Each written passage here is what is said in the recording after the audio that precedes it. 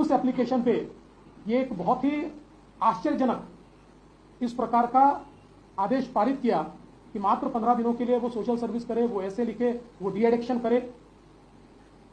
इसके बाद पुलिस ऊपर के कोर्ट में गई थी।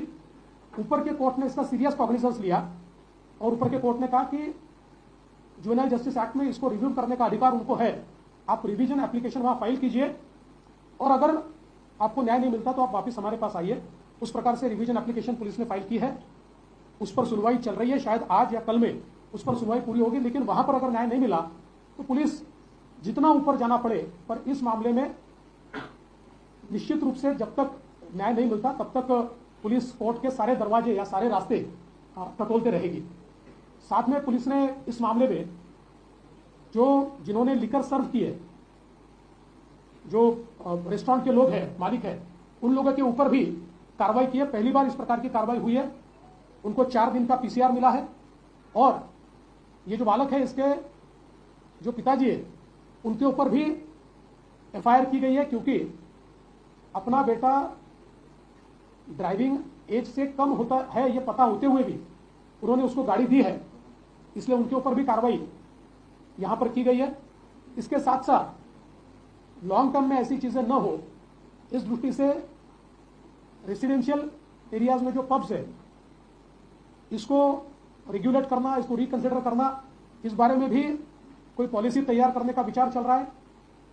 साथ में यहां पर लाइसेंस जो इशू हुए उसके नियमों का पालन होता है या नहीं, पुलिस विभाग, एक्साइज विभाग और महानगर पालिका, इनको भी आदेश दिए जा रहे हैं कि वे लोग इसके बारे में पूरी तफ्तीश करें और जहां पर वायलेशन है वहां पर क्लोजर का ऑर्डर दे।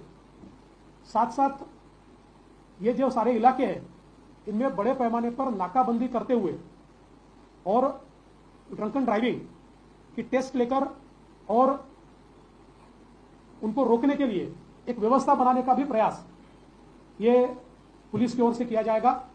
साथ ही में ये जरूरी है कि जो लोग बार में जाते हैं या इस प्रकार के पब में जाते हैं उनके पास लीगल एज है या नहीं, इसका कोई ना कोई डॉक्यूमेंट ये चेक किया जाना चाहिए। ये होता नहीं है, इसको चेक करने के आदेश भी दिए जा रहे हैं और उनको कहा जाएगा कि बाहर सीसीटीवी लगाकर उसको चेक किया जाएगा, ताकि कभी भी पुलिस या कोई भी विभाग, एक्साइज विभाग, ये चेक कर पाएगा कि इस प्रकार से उन्होंने किया है या नहीं किया है। और साथ में ये भी प्रयास होगा कि इस प्रकार की घटनाएं न हो, इस दृष्टि से लॉन्ग टर्म हम लोग कोई व्यवस्थाएं वहां पर कायम करें। मुझे ऐसा लगता है कि ये घटना बहुत ही दर्दनाक है और इस घटना में पुलिस ने 304 अप्लाई किया है, 304A ने। ये हीनियस क्राइम के रूप में पुलिस इसको ट्रीट कर रही है और in the first application itself, यानी कोई आफ्टर थॉट है इस प्रकार से नहीं, in their first application police ने 304 ही इसमें लगाया हुआ है। जब जुवेनाइल जस्टिस बोर्ड के ऑर्डर को मैं देखता हूं तो मुझे आश्चर्य होता है कि इतने गंभीर मामले में इस प्रकार की ऑर्डर कैसे दी गई, इसलिए उसको हम लोग कंटेस्ट करेंगे। सर, या सगळ्या घटनेनंतर आरोप प्रत्यारोप होते आणि पुणे पोलिसांवरती राजकीय दबाव होता आणि त्यामुळे या सगळ्या घटनेनंतर पोलिसांवरती कारवाईची मागणी सुद्धा ज्याला दोनच प्रश्न आहे की त्या दिवशी रात्री तिथे महायुतीशी संबंधित आमदार रात्रभर होता, संबंधित व्यक्तीने सोशल मीडियावरती पोस्ट टाकली। पहिली गोष्ट अशी आहे, कोण होता कोण नाही होता यापेक्षा पोलिसांनी काय केलं, पोलिसांनी एफआयआर किती वाजता केला, त्याचा टायमिंग आहे। एफआयआर मध्ये पोलिसांनी 304 लावलेला आहे, 304A लावला असता तर त्यांना सुटण्याचे सगळे चान्सेस होते। 304 काही नंतर लावलेला नाही, in the first FIR itself. आणि पहिली ऍप्लिकेशन जी पोलिसांनी मूव्ह केली आहे ती ऍप्लिकेशन माझ्याकडे या ठिकाणी आपण पाहू शकता। या ऍप्लिकेशनमध्ये स्पष्टपणे पोलिसांनी या ठिकाणी लिहिलं आहे की ट्रीट हिम ॲज ॲडल्ट, की यांचं वय याचं 17 वर्ष 8 महिने आहे। 304 हा हिनियस क्राइम आहे, त्यामुळे जे काही अमेंडमेंट झालेले आहेत त्या अमेंडमेंटच्या डेफिनेशनमध्ये याला ॲडल्ट ट्रीट करता येतं आणि म्हणून ट्रीट करून तुम्ही यांची कस्टडी द्या। त्यामुळे या कुठल्याही गोष्टी आफ्टर थॉट नाही आहे, फर्स्ट ऍक्शन पोलिसांनी जी घेतली ती हीच घेतलेली आहे। त्यामुळे मला असं वाटतं की याच्यावर राजकारण करणं किंवा याच्यामध्ये पोलिसांना दोषी धरणं हे चुकीचं आहे। पण मी ऑन रेकॉर्ड म्हणतो की जुवेनाइल जस्टिस बोर्डचा जो ऑर्डर आहे हा ऑर्डर मात्र आम्हाला धक्कादायक आहे आणि आश्चर्यचकित करणार। अनेक अर्थ निघतात त्याचे की म्हणजे कोर्टात कुठे काही माल हे झाले का माल प्रॅक्टिस झाली तर पुन्हा कोर्ट ऑफ कंटेम्प्ट म्हणून कोणी काही बोलत नाही कोणी. असं आहे की या संदर्भात मी आज एवढंच बोलू शकतो की हा ऑर्डर आम्हाला आश्चर्यचकित करणारा आहे. हा ऑर्डर धक्कादायक आहे. पण आता since it is under reconsideration, revision त्याचं फाईल झालेलं आहे after the intervention of higher court. मला असं वाटतं यापेक्षा जास्त याच्यावर बोलणं हे योग्य नाही. पब आणि बारला या म्हणजे पब्लिक आउटरीच इतकं आहे, स्थानिक लोकांचं असं म्हणणं आहे की पब बारला जी काही वेळ वाढवून दिलेली आहे तर याबद्दल सरकार काही पुनर्विचार करेल का?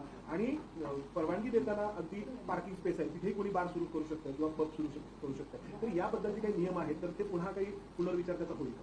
वेळेच्या संदर्भात मी पोलीस विभागाला सांगितलेलं आहे की पोलीस विभागाने या संदर्भात आपला अहवाल सादर करावा आणि पोलिसांना हे देखील सांगितलेलं आहे की महानगरपालिकेला त्यांनी ऑफिशियली, त्यांनी मला काही पत्रावर दाखवलं, त्यांनी काही गोष्टी कळवल्या आहेत, पण ऑफिशियली महानगरपालिकेला पोलिसांनी कळवावं आणि या ठिकाणी कुठे कुठे व्हायोलेशन्स आहेत, जे काही लायसन्स देताना कंप्लायन्सेस केले आहेत ते कंप्लायन्सेस नंतर बाजूला केले जातात आणि त्या स्पेसेस सगळ्या यूज केल्या जातात, चुकीच्या पद्धतीने यूज केल्या जातात.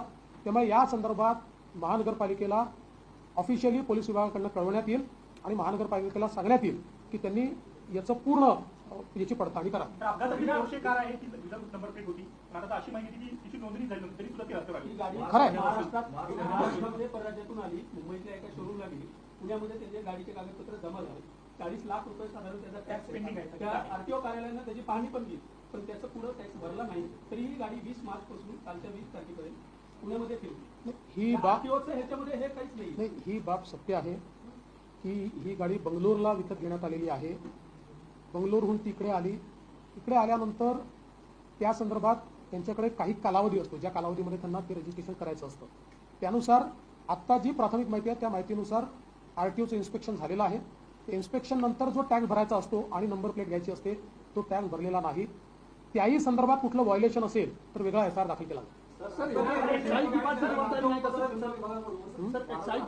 आहे ना, फक्त पुरुषांवर ढकललं जातं. तर एक्साइजची पण म्हणून एफआईआर की कॉपी हमारे पास में 8:13 19 तारीख को एफआईआर फाइल हुई, लेकिन इसमें 304 ए है.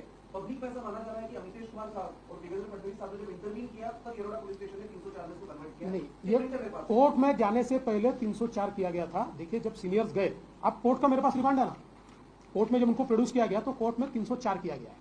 इसलिए जब सीनियर्स गए और सीनियर्स ने वहां पर जाकर कोर्ट में जाने से पहले इंटरवेंशन किया, उसको 304 ही किया है. कोर्ट में 304 ए नहीं गया, कोर्ट में 304 ही गया. विपक्ष आरोप लगा रहा है विपक्ष ये आरोप लगा रहा है कि इस मामले को लेकर पुणे पुलिस ने लापरवाही बरती. जब प्रेशर बना तब जाके कार्रवाई किया और प्रेशर बना है कि बिल्डर था, पॉलिटिकल दबाव था. देखिए मैं पहले बहुत साफ शब्दों में कहता हूं, इसमें आप अगर टाइमिंग देखिए तो आपके ध्यान में आएगा सही वक्त पर एफआईआर दाखिल हुआ. एफआईआर दाखिल होने के बाद जब सीनियर्स ने इंटरवेंशन किया और सीनियर्स ने कहा कि 304 ए ये तो एक प्रकार से उनको नेग्लिजेंस का फायदा मिलेगा, इसमें तो क्लियर कट ये दिख रहा है क्या घटनाएं हुई है. इसलिए जब उनको कोर्ट में प्रोड्यूस किया गया उस समय 304 ही लगाया गया. कोई नेग्लिजेंस इसमें नहीं है, कोई दबाव नहीं है. और मैंने तो इतना ही नहीं, सीपी साहब को ये कहा है, एक एसीपी को हमने पूरा जितना समय वो पुलिस स्टेशन में वो लोग थे उस पूरे समय का सीसीटीवी फुटेज देखने को कहा है. इसमें अगर कोई दबाव डाल रहा है, उनको कोई अलग से मदद की गई है, ऐसी कोई भी चीज होगी तो उसके ऊपर कार्रवाई